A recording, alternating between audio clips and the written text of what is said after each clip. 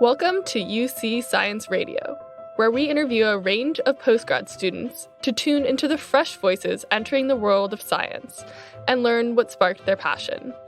I'm Molly McGidd, a master's student in the School of Biological Sciences. Today, I'm talking with Clare Wilkinson. She's a PhD student studying geology. Her research focuses on how the rivers in Kaikoura responded to the 2016 earthquake. She has also researched how mātauranga Māori and Māori values can be included into geomorphology research. Kia ora, Clare. Welcome to UC Science Radio. Kia ora, Molly. So you're studying geology, but specifically, what is your research about? I think I should start from the beginning. My PhD journey is a bit of a story. So when I first arrived to UC, my project was very strictly within geology and geomorphology, and I was going to be looking at how some of the rivers around Kaikoura, most heavily influenced by landsliding from the 2016 earthquake, were dealing with the sediment and moving that sediment downstream. And as I started my literature review, I came across this phrase called landscape healing a number of times in different papers and research proposals and things like that. And the phrase kind of stuck with me. I felt like if I was going to be learning about how these landscapes were healing, I needed to consider not just the physical processes, but also the way the people in the landscapes are also healing. And so I thought, who would be better to talk to than Māori, the people who know these landscapes so well and have such a long traditional knowledge of these landscapes. And so I sought out some supervision from Māori academics, and they were like from all these different research backgrounds, and yet we were able to find some common ground, and I wouldn't be able to have done my work without them, so I'm very grateful for them. So I was very fortunate to have my supervisors, Angus McFarlane, Dan Hikuroa, and Matthew Hughes get on board. And in addition to my senior supervisor, Tim Stahl, who really helps me with the technical science side of things, I've been able to develop this project that looks at landscapes at different scales. I'm using technical science methods to study reach scale and catchment scale processes. How is that sediment being moved downstream, at what rates, and things like that.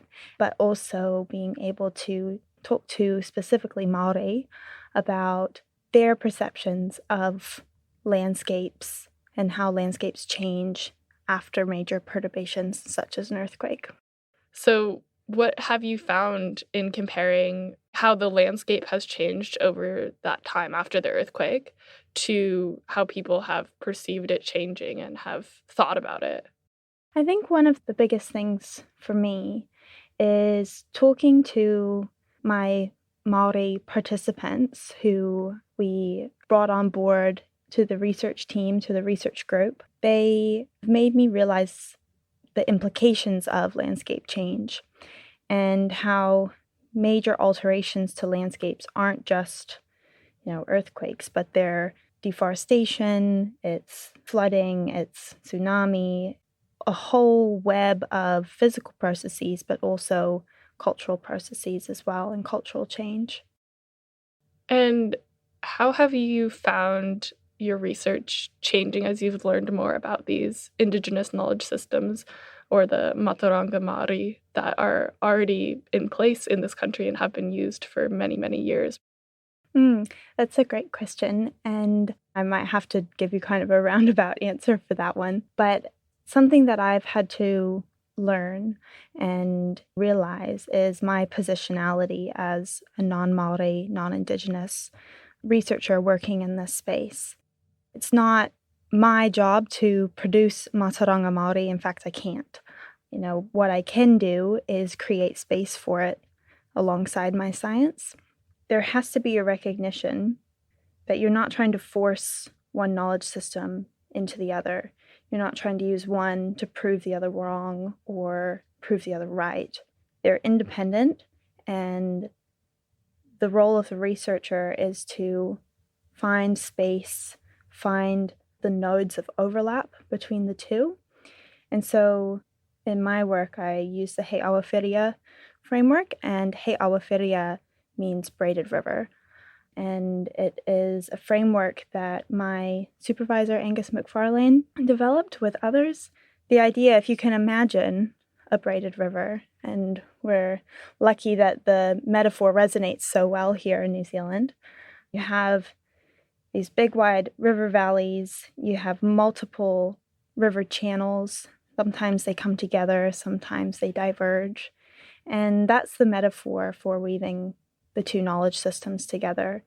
They can occupy independent streams, but throughout the research process, they come together, they inform each other. You use one another to check in and say, okay, what were the things that I wanted to be accountable for in the mātauranga Māori stream? And am I meeting those with my science? And also, it can go the other way as well. Mātauranga Māori is knowledge, it is dynamic, it is contemporary, and so it can also be informed by science. I've got very fortunate to receive some support from a lab in Australia, from ANSTO, and they were processing some of my river sand samples. And so I got to go there and see some amazing technology. And I think the coolest thing was even being there surrounded by that technology, because I had the social science side of my project where I was talking to Māori about landscapes. I was always still thinking of that, even when I was in the lab. These technological advances are amazing, but in the back of my mind is, okay, what will the implications of my work that I can produce with this amazing technology be? What do you hope those implications are going to be?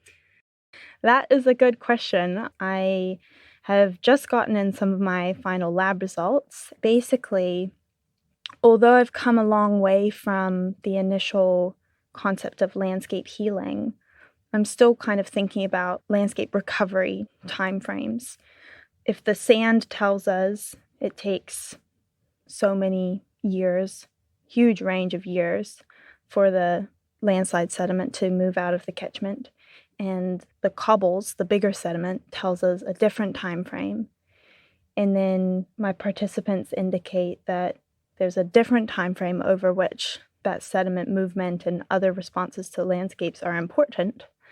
Then that's kind of how I envision tying them all together, is just through this concept of time and human time scales versus catchment time scales versus deeper time scales. How can these big changes like earthquakes or removal of trees, how does that change the sediment that gets in the river and how it flows, and what are the implications of that? We have to start with vegetation, really, and the overall makeup of a landscape. If you can imagine a river that has very shallow, flat floodplains on either side with lots of trees, the sediment will kind of be locked in place. And then on the other end of the spectrum, you have a river in a deep canyon with really steep mountains on either side. And there may be less vegetation there to hold the rocks in place. And so you can have anything on that spectrum. But if the vegetation isn't there to hold the small, fine sediment in place, it'll get into the river. And the vegetation loss can be caused by fire, deforestation, landslides, you name it. But when the sediment's in the river, for the most part, it's kind of just doing its thing, and the river is doing its job of moving the sediment out to the river mouth and out to sea.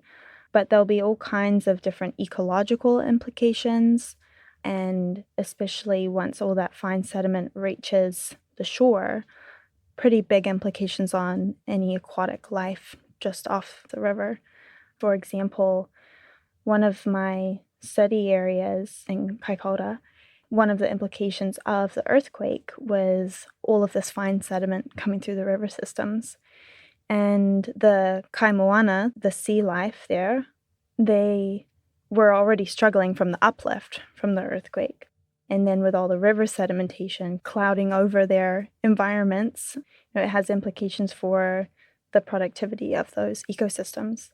And I'm definitely not an expert in the marine side of things by any means, but I am, I would say, more aware from having conversations with my participants that that's an important implication of the sediment moving downstream. What's the most fun or exciting part of your work? Getting to spend time with my participants. So through my PhD project, I was able to bring 5 Māori individuals onto my participation team, and I held semi-structured interviews with them and talked to them about their perceptions of landscape-altering events, landscape change, and going to visit them in their local landscapes, in the places that they connect to. It was really special. Sitting out on the seaside, talking about the mountains behind us and the rivers behind us and the moana, the sea in front of us. It made me reflect on how I think about the world around me and what I want my research and my science to deliver. That brings me to my last question for you, which is, what's one big change that you'd like to see come out of your research? I would love for more Earth surface scientists to consider how their work might be of interest to, of relevance to, of benefit to Indigenous communities, not just within Aotearoa, but outside of Aotearoa, New Zealand as well. There has been some really incredible work in all parts of the world, recognizing the connections between traditional science and Indigenous knowledge. And even though there's so much of it, there's not very much in geomorphology, Earth surface science. I've always thought, with the intricacies of Indigenous place names and different classification names for different parts of the sea floor and things like that, there's so many linkages between Earth surface science and Indigenous knowledge. And I would love to see some other people in geomorphology consider the possibility of branching out and considering other knowledge systems. Thanks so much for talking with me, Claire. I really enjoyed our conversation. Oh, well, thank you for having me. That's it for today. For more information or to ask a question about any of the ideas raised in this show, feel free to send UC Science a message by email, Facebook, or Instagram. Thanks for listening.